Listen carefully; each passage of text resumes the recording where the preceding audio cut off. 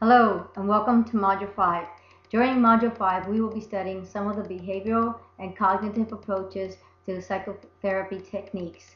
Please make sure and read all 3 case studies from your case book, particularly case number 6, because our discussion question will be referring to case number 6, which is an example of a behavior therapy approach. So far we've been looking at the psychoanalytic and existential approaches to psychotherapy. And as you will recall, most of those have to do with approaches that have looked at our past, our history, our childhood, or our dreams, or philosophical approaches to explaining human behavior. The behaviorist approach is a very concrete approach to explaining human behavior, and a lot of it has to do with looking at our environment and the effect of a stimulus or something in the environment that evokes a response. So sometimes when you look at a behaviorist theory, they're talking a very concrete stimulus and a response approach to explaining behavior. So these are the 2 words that are usually used when referring to behavior techniques. One of the techniques, one of the things that we talk about when we talk about behavior therapists is something called a token economy. You'll see this type of approach when you're either working with children in a hospital type setting, or you might be working with children in a school setting. And a token economy is when you try to reinforce a behavior, or you try to increase a positive behavior by giving children or workers a reinforcement, a token. And once they collect a certain number of tokens, they can turn these tokens in for either money or a reward or something, and that is why it's referred to as a token economy. Another key words that you might want to look at during the behavior therapy book is things like extinction, and that is nothing more than trying to eliminate a behavior. So if you think of a behavior as the pairing or the putting together of a stimulus and a response, or the pairing up, we learn behaviors because we've observed or have learned to respond to a certain type of behavior. Then an extinction of a behavior is the unpairing of a stimulus and a response, and the unpairing or the unlearned behavior is the extinction. Sometimes after we've unlearned a behavior, or we've not become afraid of that behavior anymore, or that stimulus, sometimes once again let's say we've become unafraid of rats for some reason, and all of a sudden a rat crosses our path when we're walking, we may all of a sudden go back to that first fear that we had.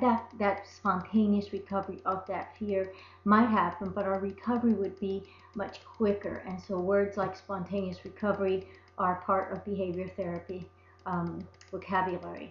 Social learning theory is also part of behavior therapists, in that we tend to learn a lot of our behaviors from observing other people. So observational learning. Positive reinforcement is increasing our behavior by rewarding behaviors. And punishment is the opposite, is eliminating behaviors by producing something negative. And other words are aversive conditioning. I think we talked about this during our on-campus weekend, in which we tried to pair together something that's aversive, something that causes a negative response, by something that we're trying to eliminate. Probably the most common thing we can think of you might have experienced is when you have food poisoning. So you might then associate a really bad feeling with that particular food. People tend to use this sometimes when they try to associate nausea or vomiting with alcohol. And in this case, they're trying to eliminate or reduce someone's alcohol use by giving them a drug that will cause an aversive response. The case that you'll be reading about during case 6 uses this type of conditioning. Also, progressive muscle relaxation is another type of behavior therapy in which you try to actually relax the muscles in your body while trying to visualize or imagine whatever stimuli it is that you're trying to reduce the anxiety or the heightened awareness of. So those types of words or types of images are the types of techniques that are used during behavior therapy.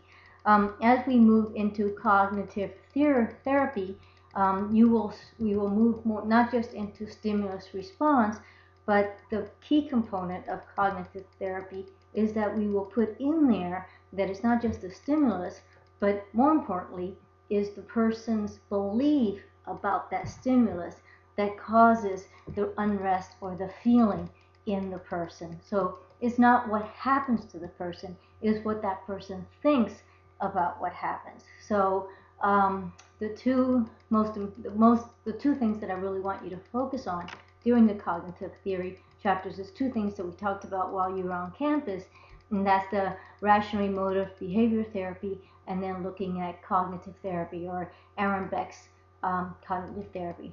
As you will recall from the rational emotive behavior therapy, when we talked about the A, B, C, D, and F, I think, and that is that there's some antecedent or subtype of something that happens in the environment, and then there's your belief about what happened in that environment, and because of your belief there's some type of consequence or a feeling. And what happens in rational emotive therapy is that there's distortion or a challenge to your irrational belief, and then maybe you assume a new belief around that, and hopefully then therefore you will have a new feeling about it. For instance, let's say that you go out with somebody and you're waiting for this person to join you for dinner. Let's say the person joins you for dinner, and during your whole dinner the person is texting somebody else. In your mind you may assume that this person is texting somebody else and that they are not valuing the time with you, and you may therefore feel really bad, or may feel or interpret this as that this person does not care about you, and you may feel really bad. If I was to challenge you on that, and well, what other reasons are there for this person texting, and you were to do a reality check and find out, wow, this person's parent maybe was in the hospital and they were texting to do constant updates on this person's mother or this person's family member, then you might have a different feeling about the event, and therefore your distortion or your thinking about the event might be challenged. What's different about Aaron Beck's cognitive theory is that instead of a confrontation about your rational beliefs, there's more of a collaborative effort in trying to really figure out how we're going to work with these automatic thoughts. Every time there is something in the environment that evokes a feeling, there's an automatic thought, and what we try to do is work with this thought and try to come up with other ways to work with this. There's a lot of homework, a lot of self-monitoring, a lot of journaling, but we work together to try to figure these out. So these are the things that you'll be covering during this module.